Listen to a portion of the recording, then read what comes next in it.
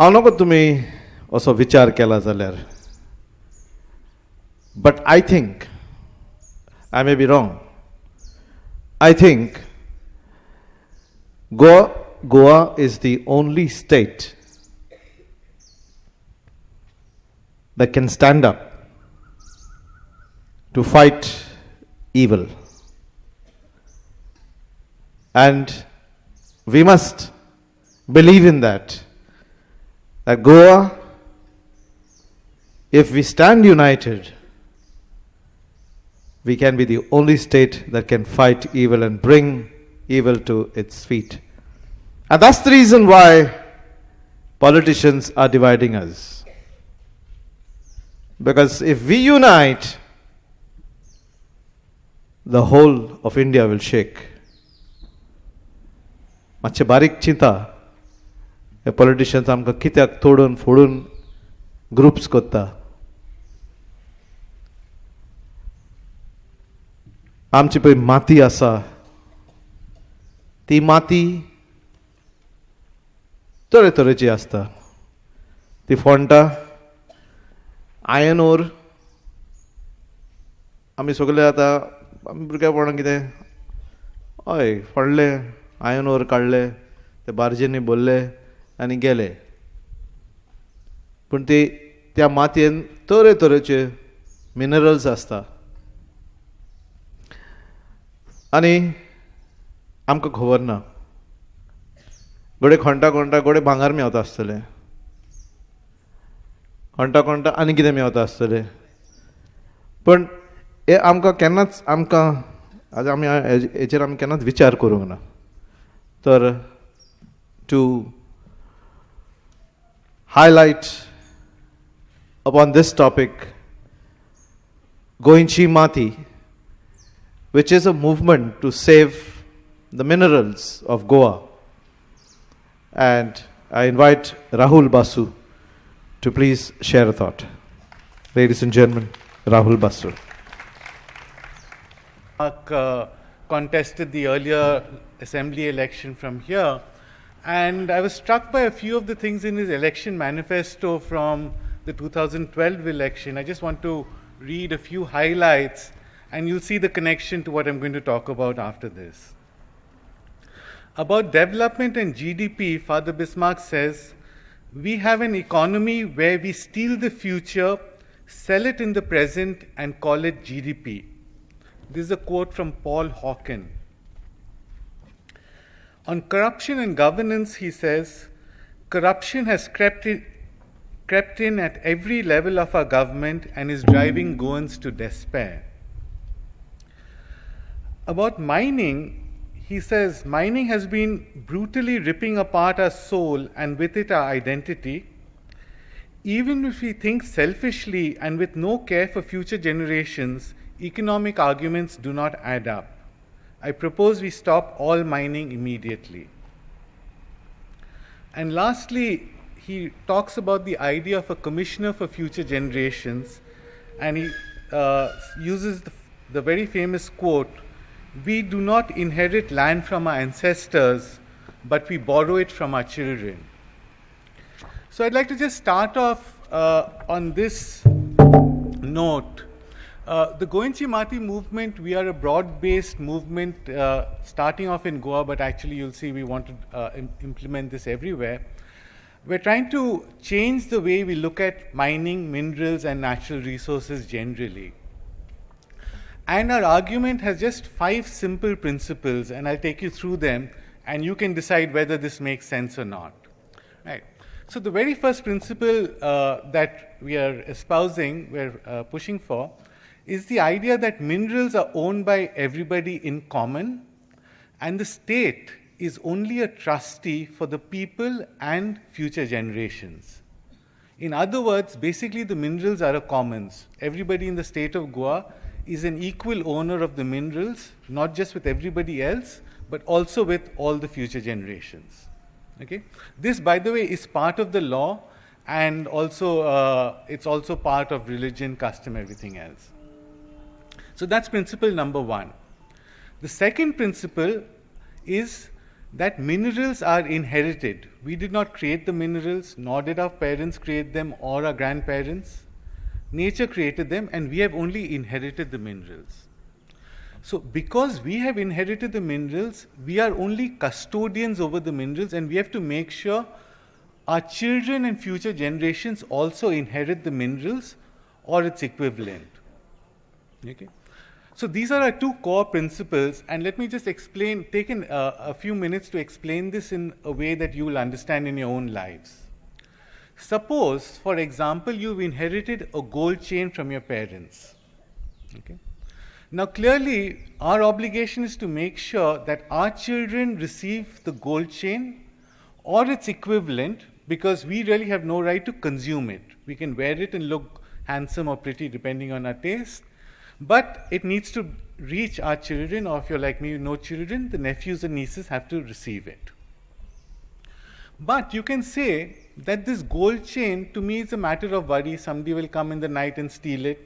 So I have to then spend money on a safe deposit vault. So then you get an idea and say, okay, let me get rid of this gold chain, buy one nice plot of land out here, and if I keep the land properly, then I will get some income from the land. And if the land is kept properly, the children get the land and they get some income. And it can continue that way. So the gold has become something that creates income. So this is something we actually face every day, or not every day, but in our lives. We all inherit something, usually small. There are some rich who inherit a lot. But these decisions we have to take. Now the same thing applies to our minerals. We inherited them. So we have a choice. We can do what all our ancestors have done. There have been some 30,000 generations of humans, and say, if we just leave the mineral as is, our children will inherit the mineral. I have met my duty. I have not consumed the mineral. But on the other hand, you can say that, okay, let me sell the mineral through the process of mining, get the money, save it for my children, and then if there's income, I can use it, and if, as long as we protect the main part of the money, the children will get income, and it will continue like that. Exactly the same as we were talking about converting gold to land. So coming back to the principle, so a third principle is this, that if we do mining, we must make sure that we get the full value of the mineral. And I'll explain why I'm insisting on some of these terms. We have to get every single paisa of the worth of the mineral. Okay? Of course, there is some expense in taking it out and getting it to the ship. That we have to separate out and pay the contractor. But everything else must come to us because we are the owners. And when it's even more important, because if we lose some money, we're not losing just our money, but for our children and future generations forever. That money is gone. The second thing is, every single paisa we receive, we must invest into this new asset, because if we don't, that's just another way of cheating the future generations. Instead of selling it for too cheap, we're taking the money and spending it. And the last principle is quite simple. We are saying that since we all own the mineral in common, we therefore all own this new asset in common. We are suggesting a particular kind of an endowment fund or a mutual fund, but it's an asset which we all own in common. It's like a piece of land, like a comunidad. And any income from that, we are saying that we should not give it to the government or anybody else. We own the mineral, we own the fund, we own the income, and just distribute it equally to every single person in Goa. And there is a very important reason we're suggesting this, because if you distribute the income to everybody, then finally you will feel that you actually own the iron ore. How many people here feel today that you own the iron ore of Goa? Is there anybody? There's a few hands here saying that, yes, we own the iron ore. But the truth is, the Constitution says that we own the iron ore together. Why don't you feel you own the iron ore? Because you don't realize it. There's no connection between you and the iron ore. It's somewhere in the interiors. If you start getting this citizens' dividend, or it's like a comunidad zone, then the people will say, yes, I actually own the mineral, and not only do I own the mineral, I own it on behalf of my children and future generations. Now let me just quickly take a minute or two to explain why this is important for the elections. I'm also part of Goa Foundation, and in Goa Foundation we did a calculation. We took SESA Goa's annual reports and calculated what happened for an 8-year period with mining in Goa.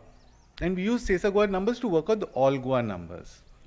So just to cut it very short, we sold 88,000 crores. So just remember 88. We exported 88 over these 8-year period. The total expense involved, including a good profit for the mining company, would have been 34. 88 was what we sold with, what we could have sold for. 34 is what it would have cost us to get it from the ground and put it on the ship. Balance is 54. That's clearly what the mineral was worth. That iron ore was worth 54,000 crores, which has gone. So the question is, how much did we get? If we sold the gold, we would have made sure we got every paisa. We would have gone, checked the price online and everything. Believe it or not, we got less than 2,500 out of the 54,000 crores. We lost 51,500 crores. And this, I'm not counting any illegal mining or anything. This is what you can get from the annual reports. This is white. 51,500 crores. We got 2,500 crores, and what did our government do? They said this 2,500 crores is income, so let's spend it. So that is also gone. So the entire 54,000 crores has gone. The young ones in the audience should and have the right to ask us, what were we doing? And what answer are we going to give them? Something for you to think about. And I'll give you some answers a little bit further down. But 54,000 crores, nobody can imagine that. So let me give you 2 or 3 ways to understand how big this is. In those 8 years, the state government, from every single tax, every electricity bill and water bill we've paid, got 27,000 crores. So just imagine if you're running a household, you're earning 10,000 rupees every month, and at the same time, every month you're losing 20,000 rupees, which you did not earn. Your jaidad, your virasat, you're just burning away. Is this right? Is this, ethical? Is it moral? We're just like vampires sucking blood out from our children. We're sucking their life out. Then, okay, so this is what happened. Now, in the Supreme Court, when we went to the Supreme Court, we made this argument that we have to keep this money for our future generations. So the Supreme Court, in its judgment, gave us 2 very important things which you need to understand also. The first thing they said was, in future, 10% of the sale value of the iron ore has to be taken and set aside in a Goa Iron Ore Permanent Fund. This is the first such fund anywhere in the country, and actually it's the first such fund ever done by judicial action anywhere on the planet. There are over 50 of such funds which exist all over, from Norway to Botswana and Nigeria. This is the first time by judicial action and the first time anywhere in India. We should be very proud of it. The fund exists, it already has 100 crores in it. This is not a myth or a theory. The fund exists, money is there. Now the question we are fighting, the Goa Foundation is fighting, the Goa government, is what is to be done with the income. We are saying give it to everybody equally because we are all owners. The other thing the Supreme Court said was the last 5 years of mining, 4 3/4 years of mining, was fully illegal. Every single mine was illegal, 100% illegal. What is illegal mining? Illegal mining is basically nothing but theft, right? We own the mineral. After the illegal mining, we don't own the mineral. Somebody has taken it away illegally. The law says you have to return either the mineral or its full value. You cannot deduct expense. So that amount we worked out was 65,000 crores, or each one of you should have had the government recovering 4.5 lakhs for every single person out here and every single person in Goa. 4.5 lakhs. And because all mines were illegal, it was a golden opportunity to completely change the way we do mining and bring in these principles of sensible mining, get all the money, save all of it for our children and all of that. What the Goa government did was they went and renewed these leases backdated from that point of illegality. So we can no longer get 65,000 crores. But worse still, the lease will continue up till 2027. So there's another now 11 years to go. 11 years, and we will continue to lose this 95% of the value because the system hasn't changed. So we've calculated we've lost 65,000 crores and we're going to lose another 79,000 crores in future. So the total loss comes to an unbelievable 1,44,000 crores. Which means that by this renewal of 88 leases, each one of us have now lost 10 lakhs. Every single person. What are you going to tell your children when they're going to ask you? How do you think future generations are going to remember us for allowing this? So our plea really is, we have an election coming up.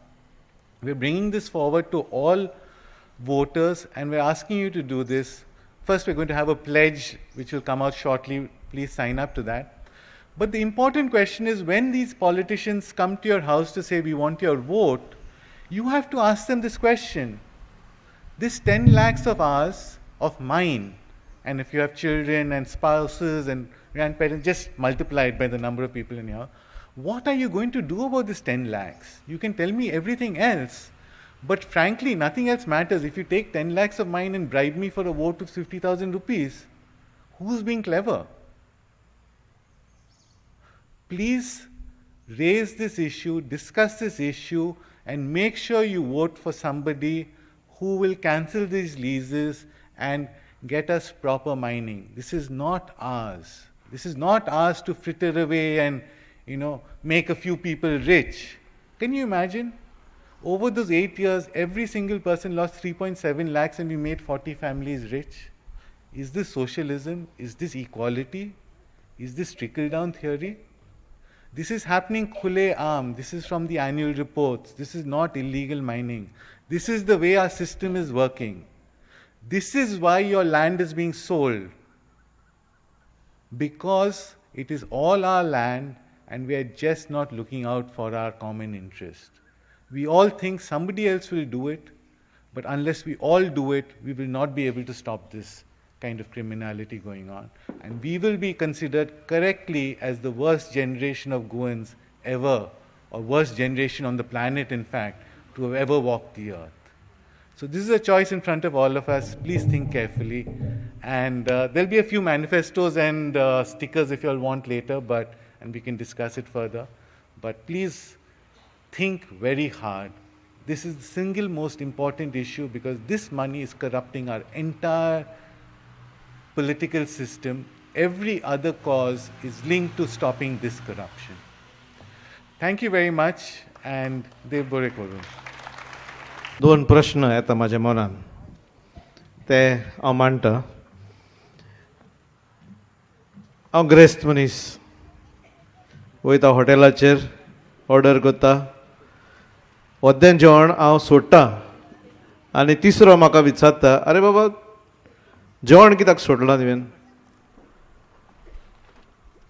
ते तिसऱ्या मनशाक riot आसा म्हाका विचारपाक हांवें जेवण कित्याक सोडलां तें? हांव ग्रेस्त मनीस, हांव ऑर्डर करता आनी वद्दें जेवण सोडटा.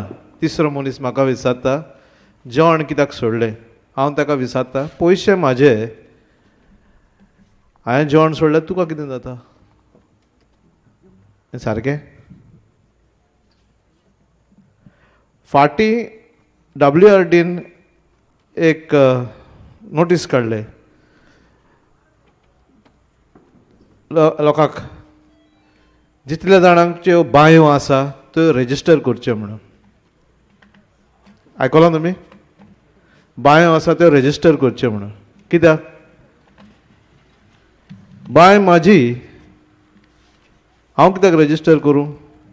उदक म्हाजें, बांय म्हाजी, हांवें कित्याक रेजिस्टर करूं? हांवें कित्याक पयशे फारीक करूंक जाय गव्हर्मेंटाक? हे दोन विचार म्हाज्या मनान येयले, ते मांडले हांवें. तुमी चिंता आनी बारीकसाणेन चिंता आनी तांचो आन्सर काडात. So at the moment we have a song. Let's enjoy it.